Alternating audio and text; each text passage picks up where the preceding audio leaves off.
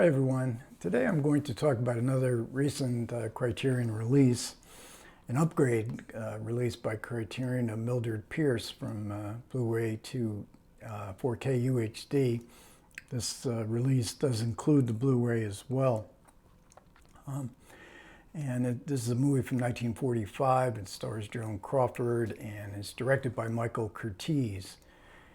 It's kind of a legendary movie, and rightfully so. I mean, this is maybe arguably Joan Crawford's best performance. She did win the Academy Award for it, and the best movie she may have ever been in. But it's also legendary for the evil daughter. I've often said, you know, the movie about the evil daughter, and everybody remembers. The evil daughter played by none other than Anne Blyth, who got an Academy Award nomination as Mildred's daughter Veda. And the film opens with a murder. We're in a very shadowy, it's nighttime, very shadowy beach house, and we see a man being shot to death. And then as he falls to the ground, his final words are, or his final word is Mildred, which he whispers out, a la Citizen Kane and Rosebud. And this film has more than a little bit of resemblance in the way it's constructed and some other matters as well to Citizen Kane.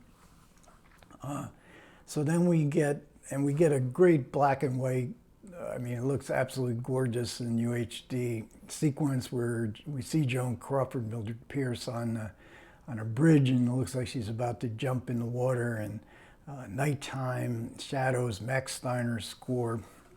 Just a great opening to Mildred Pierce. So then the movie is, a la Citizen Kane, a flashback of Mildred's fall and rise and fall. She builds she separates from her rather boring husband, who seems a bit intimidated. He's having a little bit of an affair with a woman down the street. Mildred gets tired of him, kicks him out, but she has no money. So here we're reminded of Imitation of Life, which also came into the Criterion collection a couple months ago, where a woman on her own raising two kids, in this case, has to find a way to succeed, economic success. She's a great baker, so she starts selling pies. She gets a job as a waitress, and then she has great business ideas, and she eventually has a sort of a mini empire of restaurants in the Los Angeles area. So she gains economic power, but as Charles Foster Kane is sort of done in by his attraction, his devotion, rather irrational devotion to Susan Alexander, Mildred is irrationally devoted to her older daughter, Veda. And nothing this girl, who is obviously, even to her father, sees her as a selfish, self-centered, evil, in the end, evil being. And even when Mildred can somewhat see it, her devotion, her love, I mean, this is a love for a mother-daughter love of immense proportions. She can never quite give Veda up, no matter what Veda does. And we get very much a mixture here of the woman's picture, the melodrama that Joan Crawford, you know, made famous throughout the late silent films and into the 1930s. So the mixture, and then we get the mixture of the post-war noir and these kind of black and white images, shadowy images. A crime is committed. And this is the post-war era. So this is, the movie came out, I think, right after VJ Day. And so this was a new sense of purpose for the United States. It's all this war, the Depression is all in the past. This is a new world we're building, and the film really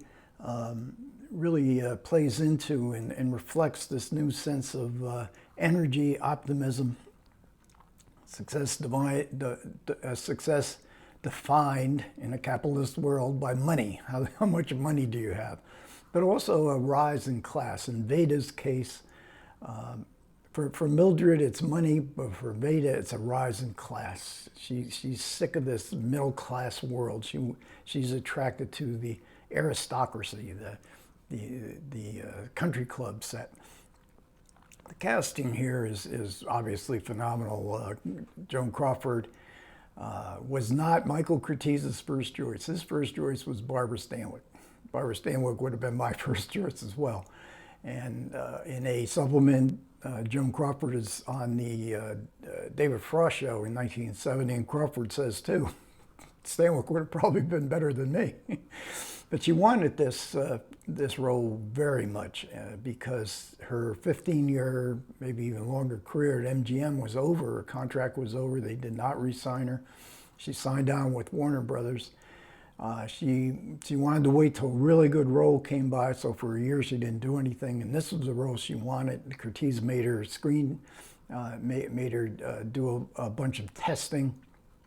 I think they made film before, but Curtiz did not like Crawford's, the big shoulders, the shoulder pad look.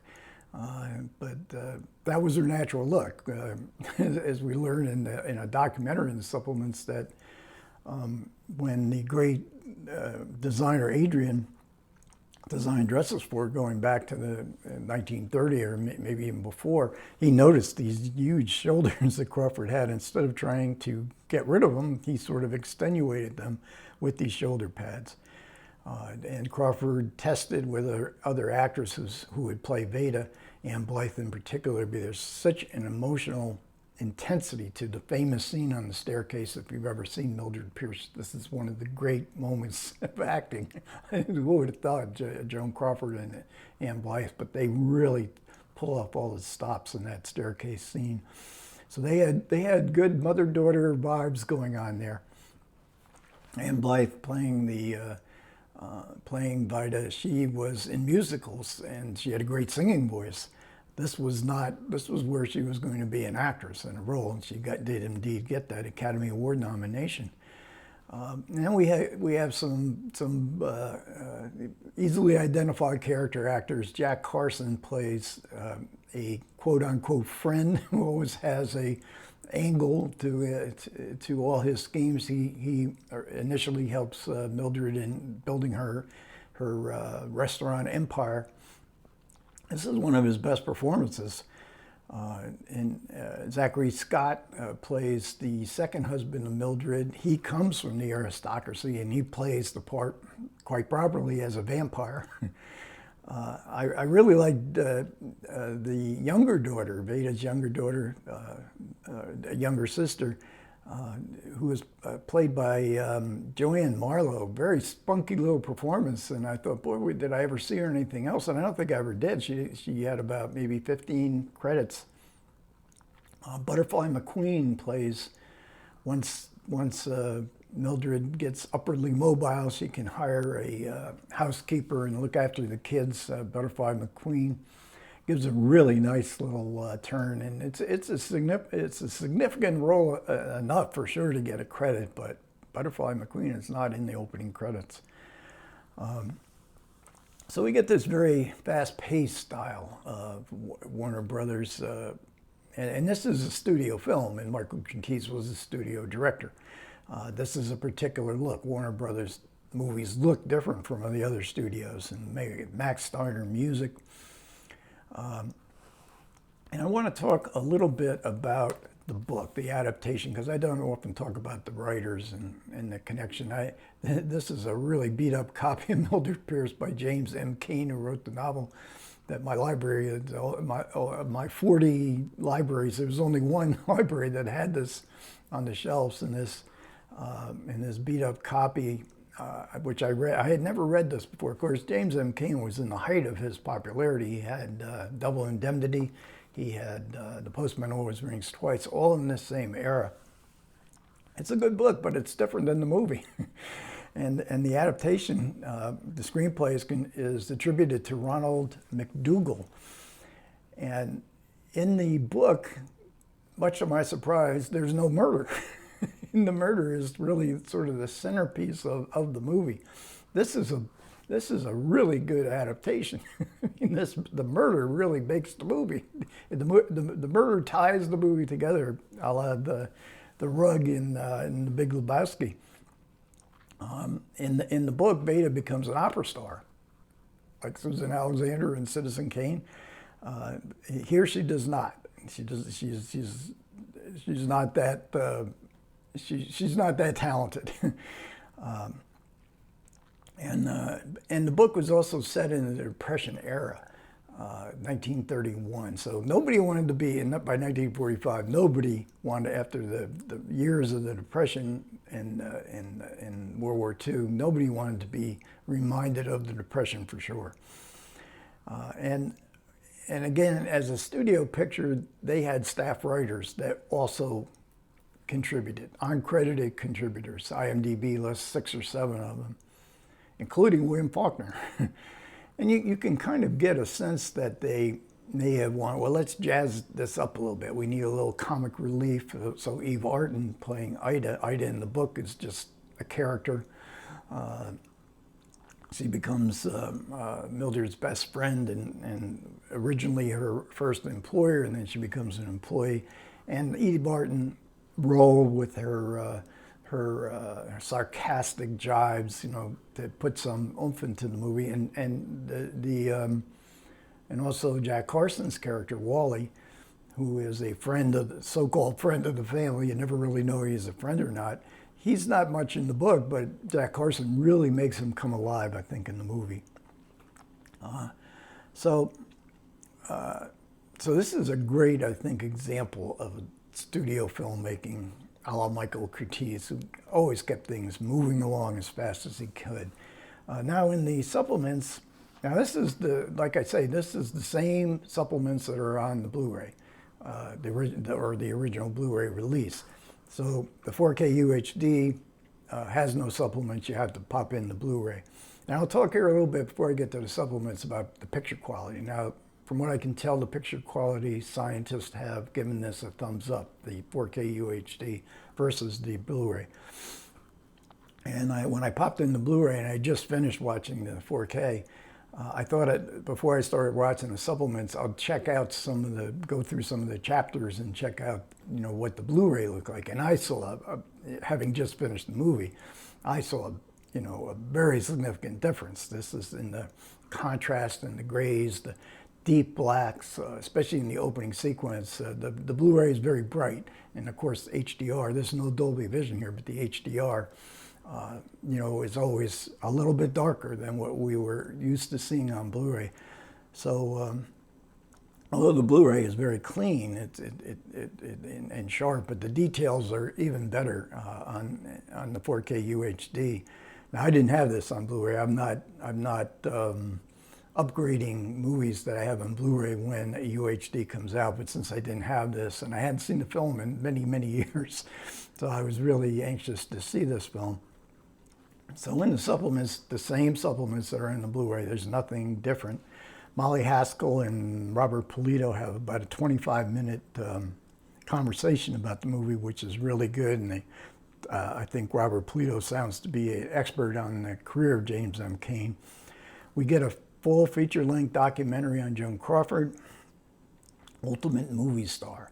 And this is good. I mean, this has, all of Joan Crawford's great successes in her career and her terribleness off stage, especially as regards to her first 2 kids, the famous Christina. And Christina Crawford does, in fact, participate in this documentary. Then we see Joan Crawford on David Frost's show, 1970. She comes out in a gown that's fit for, a ball, inaugural ball at the White House. Very much out of place. She talks about the night of her Academy Award nomination. She stayed home. She was sick. Of course, the story is that she wasn't sick at all. She was just terrified to go to the ceremony. She had been nominated before without winning. But then the world worked out for her, because then everybody had to come to her, and she was propped up in bed and received her award with all the cameras around her. And for us to ask her about, oh no, with 104 temperature, the doctor had to sit on me to keep me from going to that ceremony. And then we get a short interview with James M. Cain himself that was by Hugh Downs on the Today Show.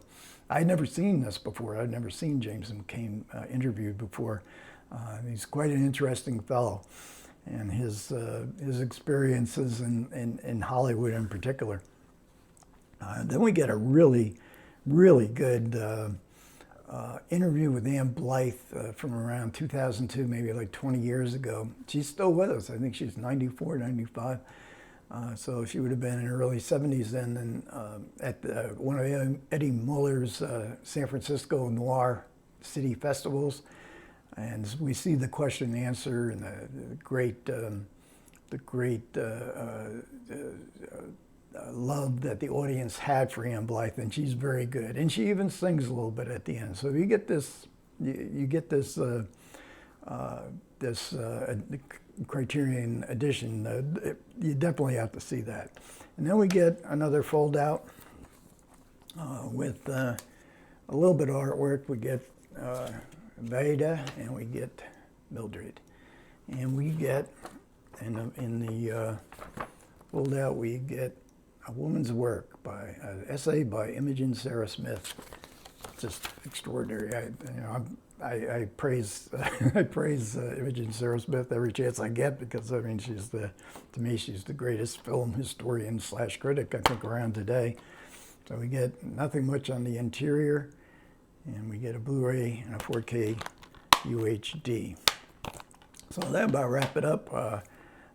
Yet another. I mean, you know, if you don't have an edition of Mildred Pierce, you know, this is really, and you like movies from the 1940s, this is, I think, one of the real classics. Okay, thanks a lot for everybody who managed to listen to me. I do appreciate it. Comments are welcome. Take care.